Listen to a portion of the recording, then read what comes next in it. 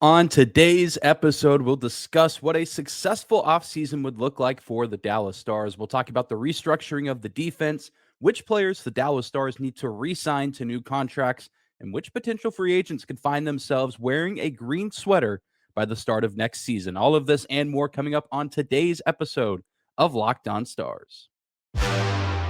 Your Locked On Stars, your daily podcast on the Dallas Stars. Part of the Locked On Podcast Network. Your team every day.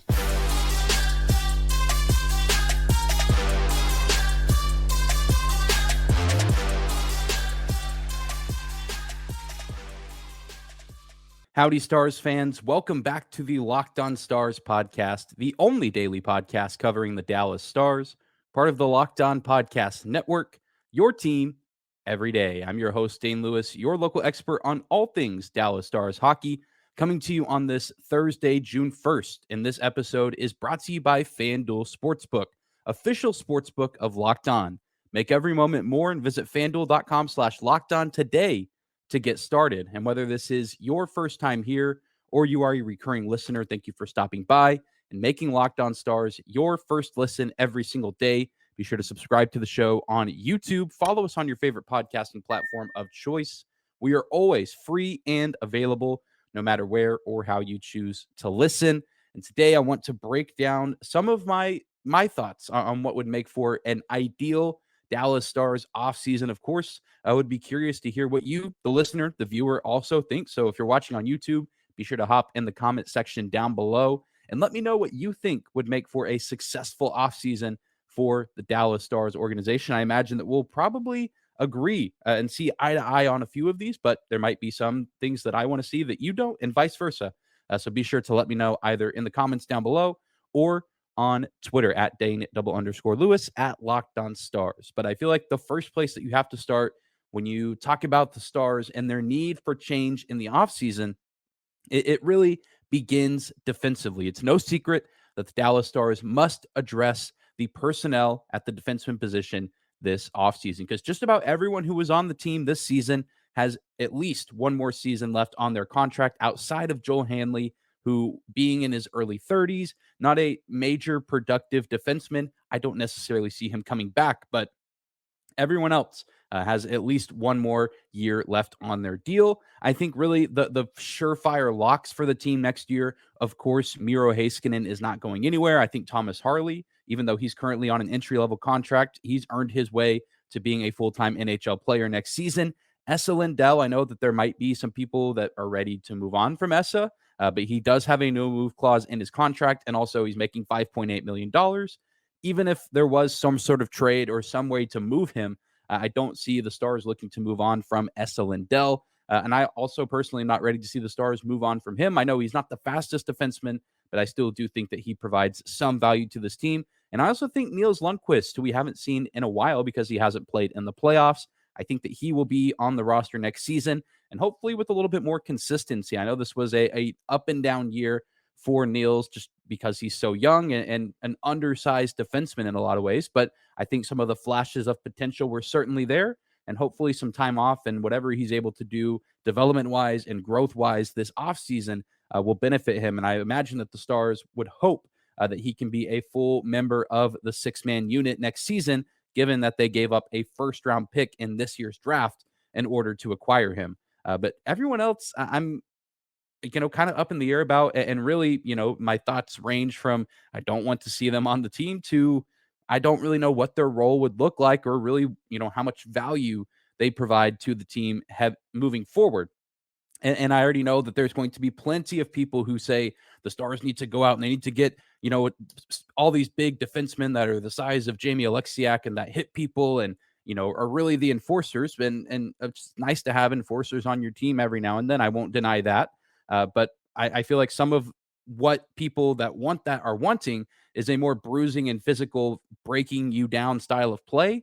And that's just not what today's NHL is. I mean, that's the style that the Minnesota Wild play. And there's a reason that the Minnesota Wild haven't been past the first round in forever. And so I get it. I understand the want and the desire to have someone who's just going to lay people out if they put their hands on a smaller player or younger player. I think there's a spot for that on this team potentially, but just the idea of, oh, they need to get all these guys that are going to lay big hits. The Stars are too soft. I mean, the game is different. The game has changed. You don't have to be a big bruising defenseman anymore to have a successful career. You look all across the league, even guys like Adam Fox, not the biggest defenseman, but still a valuable asset to his team. But I don't know. That's just my 2 cents on the matter. And I know other people are going to feel differently, and that's okay. We can all have our differing opinions and thoughts on what is necessary for this team. But one thing that I think just about everyone is going to see eye to eye on is Ryan Suter. And I know I've defended him at times, but as time has gone on, I've grown past him. I've grown out of him. I'm ready for Ryan Suter to no longer be a member of the Dallas Stars. If I'm being quite honest, I mean, he played really well, and especially in round one of the playoffs. And then as the playoffs continued to wear on, the flaws started to reveal themselves. And I understand that he's been around the league for a long time. I know he has the respect of the guys in the locker room. But I mean, if we're being completely honest, he's a liability. So many times against the Vegas Golden Knights, we saw them score a goal because of poor positioning from Ryan Suter, or he's just not able to keep up, or really, a lapse or a mistake that was made by him. And it's just brutal to watch. And I know for him, probably, a difficult spot to be where he's just not the player that he once was. But I mean, I feel like his roster spot would be better utilized for a younger and more effective player. And I don't really know what it looks like to move on from Ryan Suter, because not only does he have 1 more year left on his contract, he has 2 more years left on his contract. So maybe there's a case to be made for some sort of buyout. I can't imagine that some sort of trade would work. I believe there's a no move clause in there somewhere in his contract, but also who is wanting to pick up that contract. For some reason, the Dallas Stars were a few off seasons ago, but I just feel like really, if you're talking about retooling and restructuring the defense, I feel like Ryan Suter, if you want to be realistic about taking that next step and bolstering this roster, I mean, there's got to be a better solution than Ryan Suter on the blue line. And Colin Miller, Yanni Hakanpää, I mean, they have their moments too, but I just feel like the Stars can do better and bolster that position defensively. And, I know you have some guys waiting in the wings on the prospect level, but I just don't think we're going to be seeing, Liam Bichelle or Christian Kyrou up in the NHL anytime soon. So I'm just curious to see what the decision-making looks like for the team, for the organization, for the coaching staff. Maybe they're going to look to sign a free agent defenseman. I'll name a few a little bit later on in the show when we go through just free agents in general. It's an interesting free agent class. And maybe the Dallas Stars can bolster that blue line by adding a free agent defenseman. And at the end of the day, I mean, this has to be bolstered and added to and restructured, because a better defense is going to help Jake Ottinger, who in an interview, in his exit interview on Wednesday, confirmed that he was not playing 100%.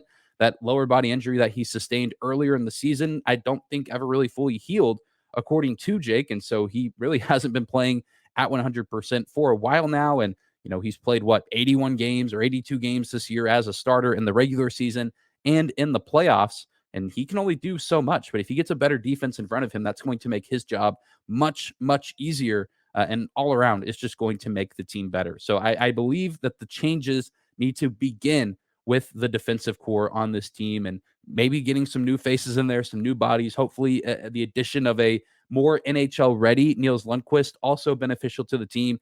And then, of course, I'm fully confident in Miro Heiskanen and Thomas Harley and what they can do for this unit going forward. But let me know in the comment section down below your thoughts on the current state of the Dallas Stars defensive core.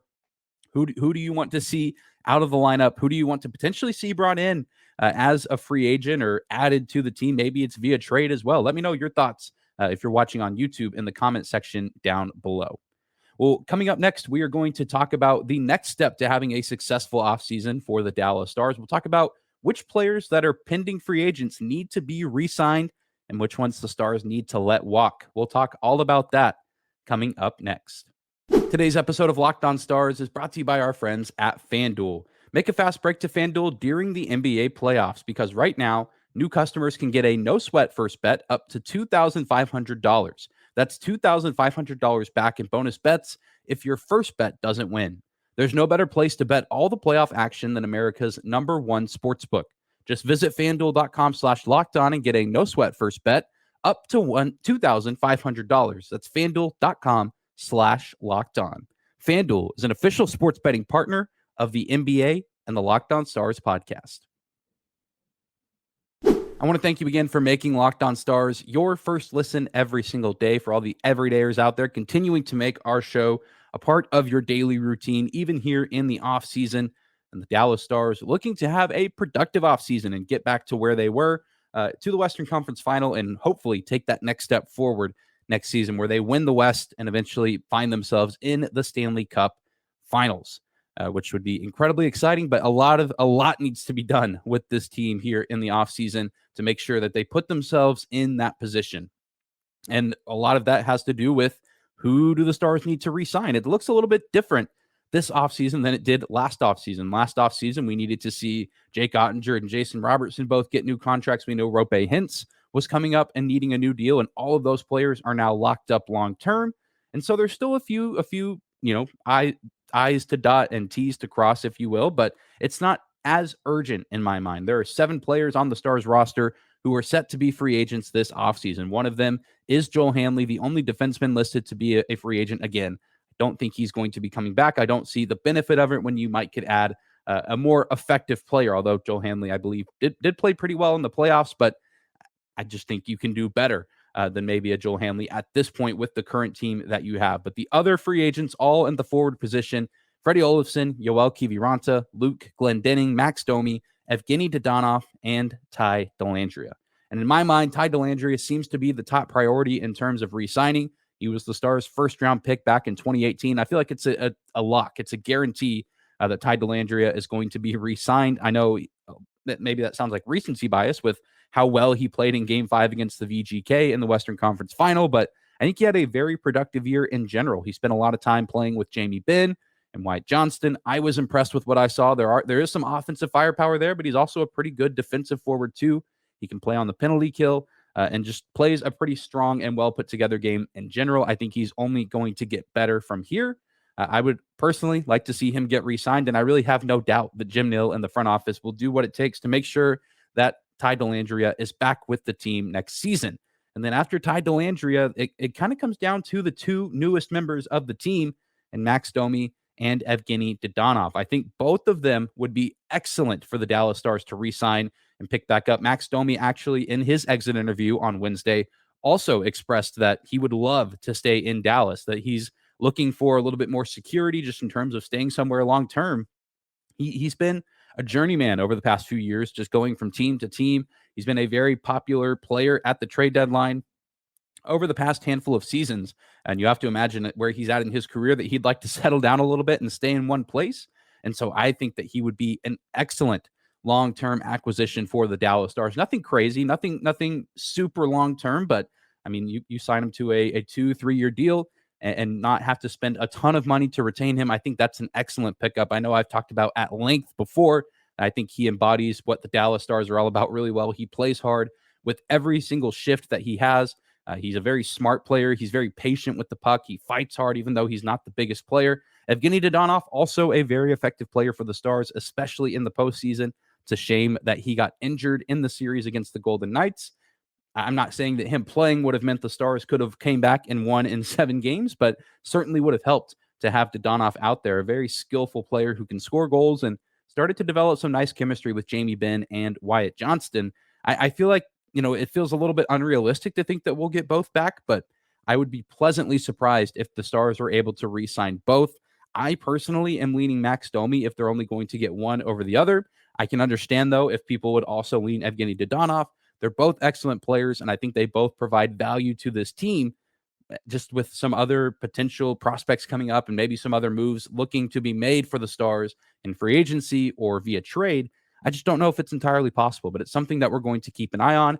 I would like to see both get re-signed. I feel like we might only see one. But unfortunately, I think everyone else probably gets left out. Really, the only other player that I haven't discussed yet that I would kind of like to keep is Luke Glendening, but it would just have to be for a very small price tag. I mean, he's getting up there in age for a hockey player at 34.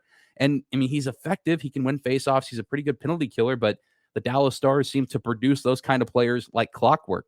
It's sad. It's an unfortunate truth of the world of sports, but I mean, you feel like you could find a player who can do what Luke Glendening does for maybe a little bit less money and maybe at a younger age. And that's just how it works. I mean, it's a business. I think Luke Glendening's a very underrated player on the team. He works incredibly hard.